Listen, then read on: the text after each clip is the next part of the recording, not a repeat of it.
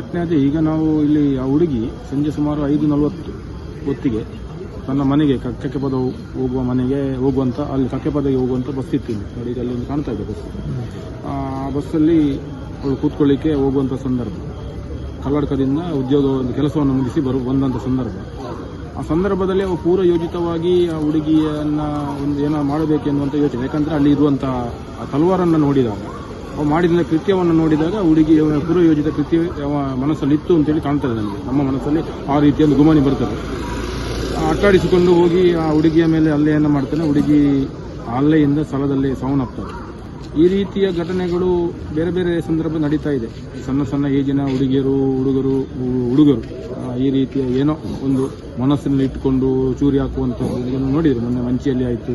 ಅಂದರೆ ಒಟ್ಟು ಸಮಾಜದಲ್ಲಿ ನೋಡುವಾಗ ನಮಗೆ ತುಂಬ ಒಂದು ಆತಂಕಕಾರಿಯಾದಂಥ ವಿಷಯವನ್ನು ನಾವು ಕಾಣ್ತಾ ಇದ್ದೇವೆ.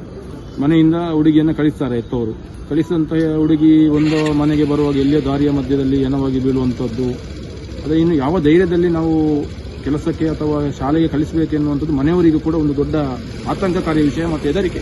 ಯಾಕಂದರೆ ಮನೆಯಿಂದ ಹೊರಗೆ ಹೋದಂಥ ಹುಡುಗಿ ಮನೆಯಲ್ಲಿ ದಾರಿಯಲ್ಲಿ ಬಿದ್ದಿರ್ತಾಳೆ, ಸಾವು ಹೋಗ್ತಾಳೆ, ಏನೋ ಆಗಿರ್ತದೆ ಅಥವಾ ಅತ್ಯಾಚಾರ ಆಗಿರ್ತದೆ. ಈ ರೀತಿಯ ಪ್ರಕರಣಗಳು ದಿನದಿಂದ ದಿನ ಹೆಚ್ಚಾಗ್ತಾ ಇದೆ. ಕಾನೂನಿನ ಭಯ ಇಲ್ಲ. ಇದನ್ನು ಇಲಾಖೆ ಅತ್ಯಂತ ಗಂಭೀರವಾಗಿ ಪರಿಗಣಿಸಬೇಕು. ಮತ್ತು ಈ ರೀತಿಯಾದಂಥವರಿಗೆ ಕೇವಲ ಒಂದು ಜೈಲಿಗೆ ಹಾಕುವಂಥದ್ದಲ್ಲ, ಅವರಿಗೆ ಸಾರ್ವಜನಿಕವಾಗಿ 10 ಜನರಿಗೆ ಈ ಕೇಸಿನ ಘಟನೆಯನ್ನು ನೋಡಿ ಅವರಿಗೆ ಇನ್ನೂ ಹೆದರಿಕೆ ಆಗಬೇಕು. ಆ ರೀತಿಯಲ್ಲಿ ಕಾನೂನು ಇದರಲ್ಲಿ ಶಿಕ್ಷೆಯನ್ನು ಕೊಡಬೇಕು ಅಂತ ನಾವು ಈ ಸಂದರ್ಭದಲ್ಲಿ ಆಗ್ರಹವನ್ನು ಮಾಡ್ತಾ ಇದ್ದೇವೆ. ಮತ್ತು ಈ ಬಸ್ ಸ್ಟ್ಯಾಂಡಿನ ಪರಿಸರ ಕೂಡ ಯಾವುದೇ ರೀತಿಯ ರಕ್ಷಣೆ ಇಲ್ಲ. ಇಲ್ಲಿ ಒಂದು CC ಕ್ಯಾಮರಾ ಇದೆ. ಇಲ್ಲಿ ಬಸ್ ಸ್ಟ್ಯಾಂಡ್ ದೊಡ್ಡದಿದೆ.